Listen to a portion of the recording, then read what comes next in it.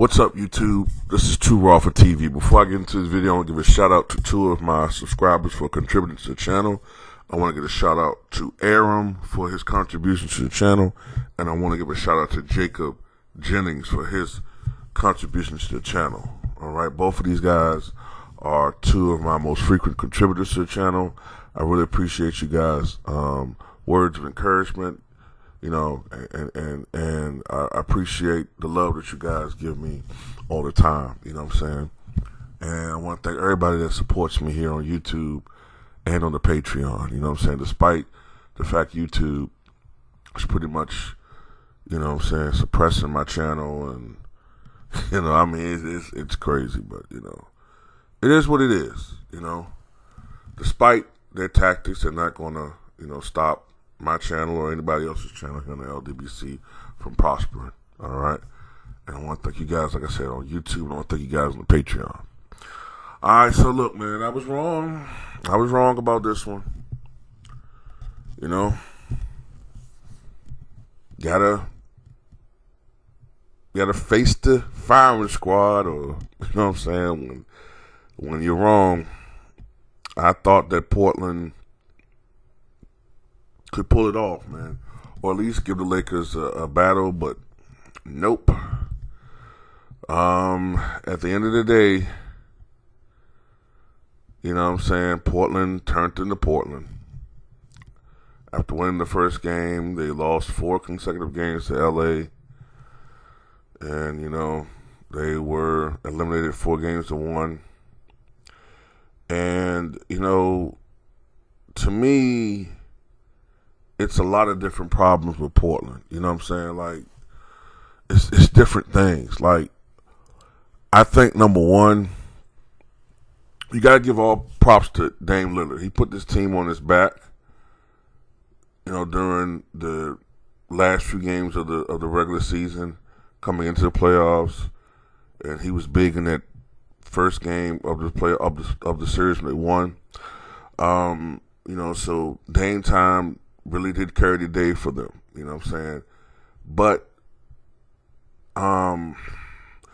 when you're in the playoffs, you can't always rely on hero ball, and ISO ball generally will not go far in the playoffs. It just won't. That's why in that other series with Utah and Denver, it looks great. But that play style that both those teams are having with, those two guys, pretty much just shooting the ball 25, 30 times a game, that's not really going to work down the line, you know what I'm saying? And I got to say, in that series, it is exciting to see guys score points like that. But the defense, my God, man. Jesus. This is the playoffs. I mean, whatever, man. First time, I believe, in playoff history that there's been 4 50-point performances in one series. And I can't really just say it's because of great offense. I mean, they're knocking down the shots, but the defense is. But back to Portland, man.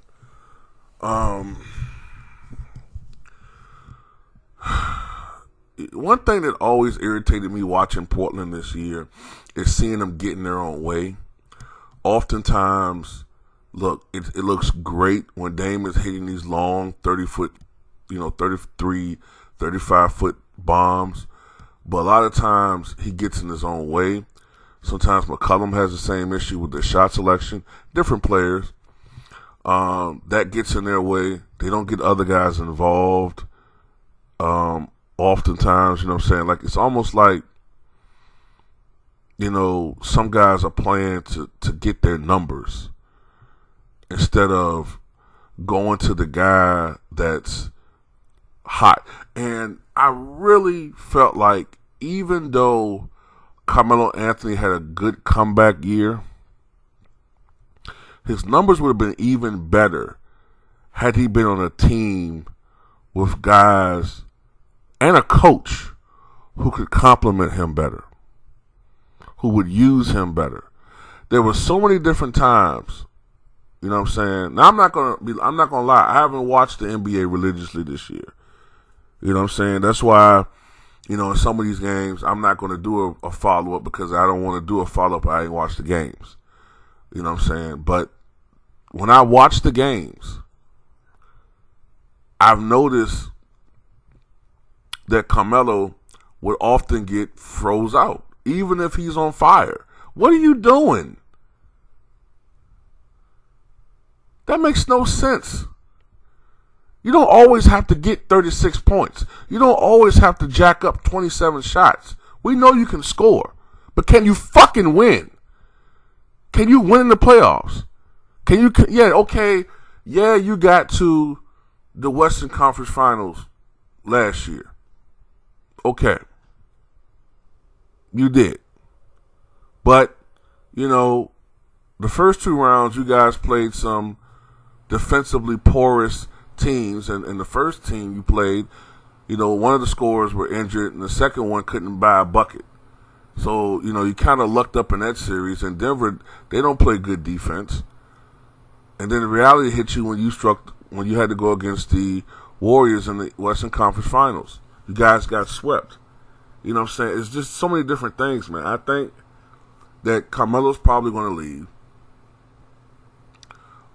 Dame's locked in, but this thing and I think McCollum's locked in, but this isn't going to work. This Portland, the way they need, I'm gonna tell you, they need another coach. Honestly, they need another coach, and Terry Stotts is part of the problem, and he's not a really good coach. And I've said this before. All right, I said this last year. Historically, high-scoring perimeter players, particularly point guards, they don't win championships. You know what I'm saying? Yes, it was that 1 year where Curry won the scoring title and they won 73 games. But you notice they still didn't win the title that year. And you notice down the stretch, Curry kind of struggled a little bit, right? But most point guards, it's difficult. It's too much of a burden to have to run the offense plus be the primary scorer. You know what I'm saying? Like, most times when you see something like that, that team isn't going to go too far.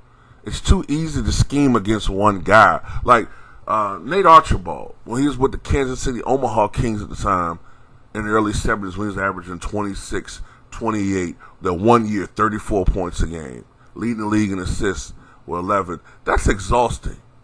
Isaiah Thomas, his early years with the Pistons, before the rival of the bad boys, you know what I'm saying, before Chuck Daly, really,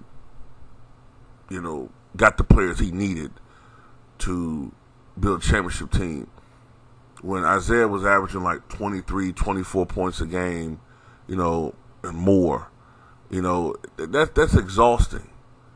You know what I'm saying? Having series where he's averaging close to 30. I think, to me, Lillard should average more around, honestly, on a really good team. Instead of him averaging 29 and 30, he should average no more than 26, 27. No more than that. Really, idealistically, more like 25. Now look at, for instance, they want a good defensive team, but look at Run TMC. Okay, you had 3 great scorers. None of those guys averaged 30. Chris Mullin averaged 25. Tim Hardaway averaged about 19, 20. Mitch Richmond about 22, 23. That's what you call balanced scoring.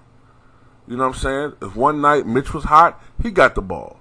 If Chris Mullin was knocking down his shots, he got the ball. If Tim Hardaway was hot, he put in 30, 35. But it's like these guys have it that they gotta get their numbers and get their stats, and it's such a selfish basketball. I hate it. I hate watching this crap sometimes, man. Whatever happened to the really great teams, like team-orientated basketball? What happened to the Pistons and the Nets of the 2000s? What happened to the teams like You know, like what happened to like the old school '70s Knicks, where everybody got involved. I hate to sometimes see one guy ISO all the fucking time, and you could even possibly blame Jordan for that a little bit, because Jordan was like the first real scorer to consistently win titles. So it's like everybody thinks that they can play like that, but they can't. Everybody can't play like that. Oftentimes, also, there were many games in the playoffs where Mike, if he shot bad, other guys got involved. Mike might have 23 points, but Tony Kukoc might have 14 or 15 coming off the bench, maybe 18. Luke Longley might have 12. Ron Harper might have 10. Pippen might have a big game and score 20, 25. Some of the points got, made up for with other guys. And that's what a team's supposed to do. Is a team's supposed to fill in the gaps. And Portland doesn't do that.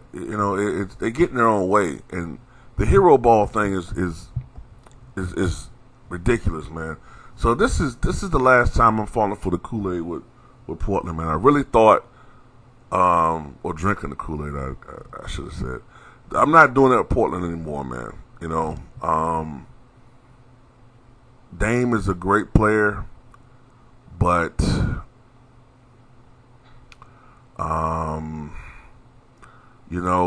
at the end of the day,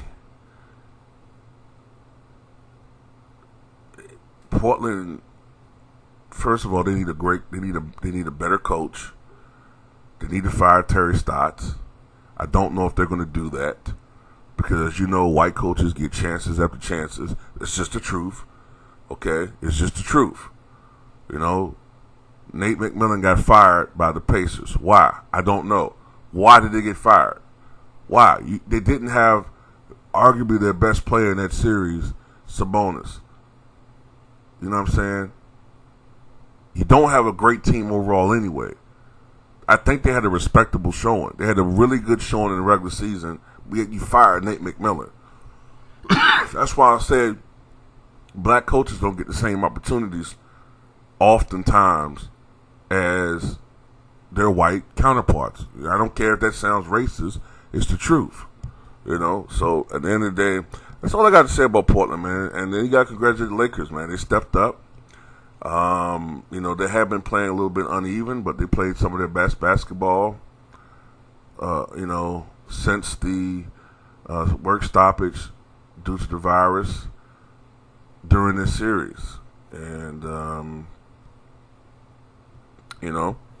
LeBron James really stepped it up in this series. And that's all I got to say. Tell me what you guys think.